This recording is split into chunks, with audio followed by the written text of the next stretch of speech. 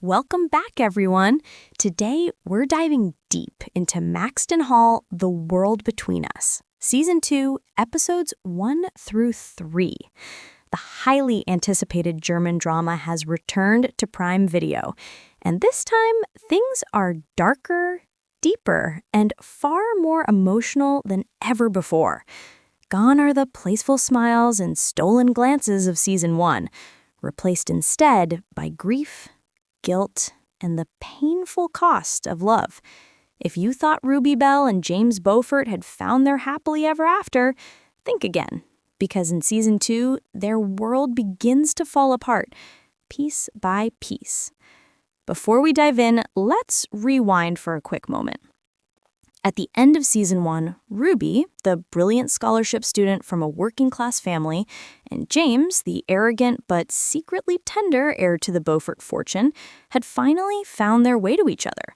But just when everything seemed to be falling into place, tragedy struck. James's sister Lydia revealed she was pregnant, his mother suddenly died of a stroke, and his father, Mortimer Beaufort, continued to tighten his cold, merciless grip on the family. Ruby went home with dreams of Oxford on her mind, and James, shattered and alone, watched her leave from a distance.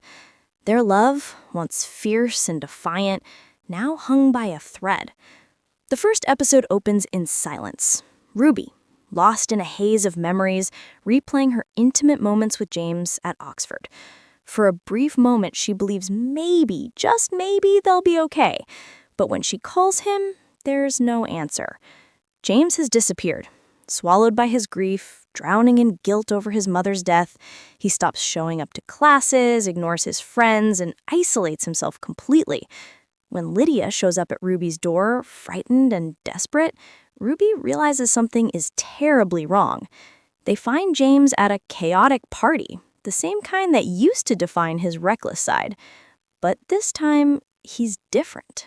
He's drunk, broken, and when Ruby tries to reach out, he shatters her heart with a single, cold line. "You'll never belong here." It's the moment that defines the rest of the season, the first true fracture in their relationship. Ruby leaves in tears, and for the first time, Maxton Hall doesn't feel like a fairy tale. It feels real. Episode 2 is where the darkness really sets in. Ruby throws herself into her responsibilities at school, organizing the charity gala, focusing on her Oxford interviews, and doing everything she can to forget James Beaufort. But no matter how much she tries, he's still there, in her thoughts and the hallways, in every unspoken silence. Meanwhile, James spirals even further. His father, Mortimer Beaufort, cold, controlling, and manipulative, has become the show's true villain. He treats his children not as people, but as tools to protect the family's empire. And when James tries to step away from that world, Mortimer drags him back, reminding him that power, reputation, and wealth matter more than happiness.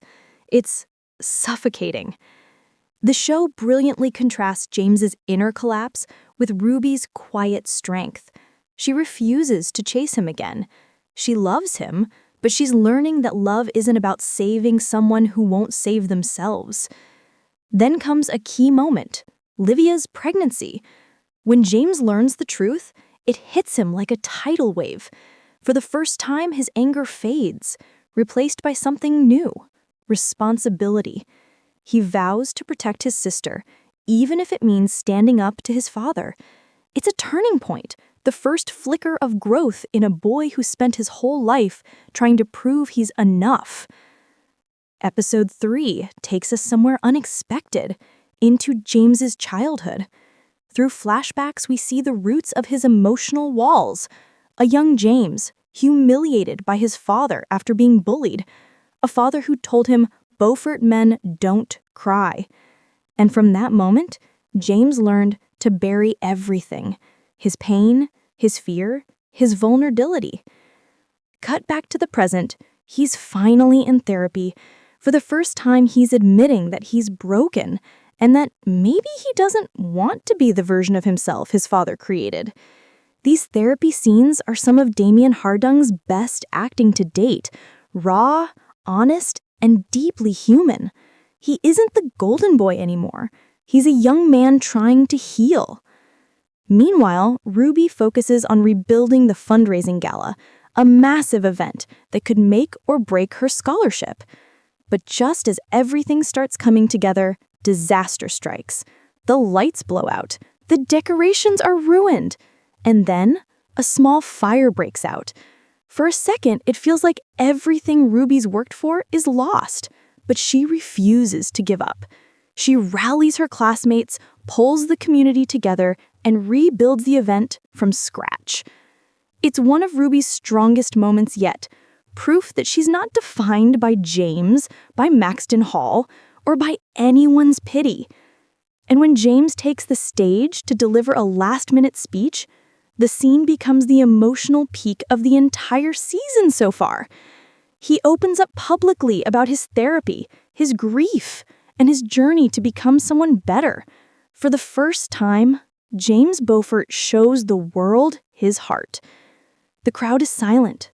Ruby watches him, tears in her eyes. But before they can share a moment, Mortimer storms in, furious, dragging James away.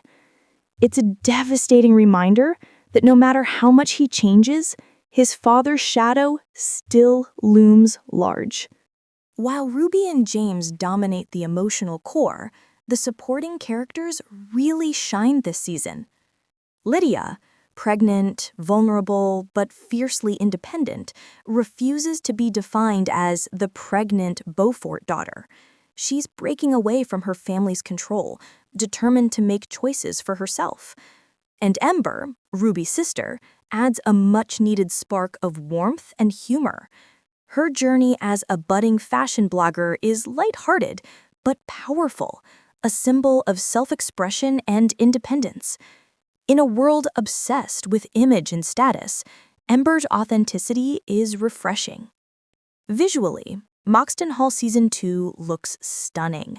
The warm glow of Season 1 has been replaced with colder, muted tones, symbolizing the emotional distance between Ruby and James. The cinematography is cinematic, almost painterly, like every shot feels deliberate, like a memory trapped in time. Even Heartbreak looks beautiful here, and that's the show's secret weapon. But beyond the aesthetics, Season 2 carries a clear message. Love isn't enough. Healing takes time, and sometimes distance is the only way to grow. By the end of Episode 3, Ruby and James stand on opposite sides of the same storm. She's finally been accepted to Oxford, the dream she's fought for since day one. And he's finally facing his demons, trying to become the man she believed he could be. They still love each other, that much is obvious. But now they're learning that love means more than just being together. It's about learning, growing, forgiving, and sometimes letting go. The season so far leaves us with one haunting question. Can Ruby and James find their way back to each other? Not as who they were, but as who they're becoming. The first 3 episodes of Maxton Hall, The World Between Us Season 2 deliver heartbreak, healing, and hope in equal measure. It's slower, more mature, and unapologetically emotional, a coming-of-age story about loss, class, and the messy, beautiful process of becoming yourself. Harriet Herbig-Motten and Damien Hardung give phenomenal performances that make every glance, every silence feel electric. And if these first 3 episodes are any indication, the next 3 will push both Ruby and James to their limits, emotionally, romantically, and morally. Because sometimes, the world between us isn't made of money or class. It's made of grief, guilt, and love that refuses to fade. What did you think of Maxton Hall Season 2, Episodes 1 through 3? Did you love the darker tone, or do you miss the playful charm of Season 1? Let me know your thoughts in the comments below. And don't forget to like, subscribe, and hit the bell for more deep dives into your favorite series. Until next time,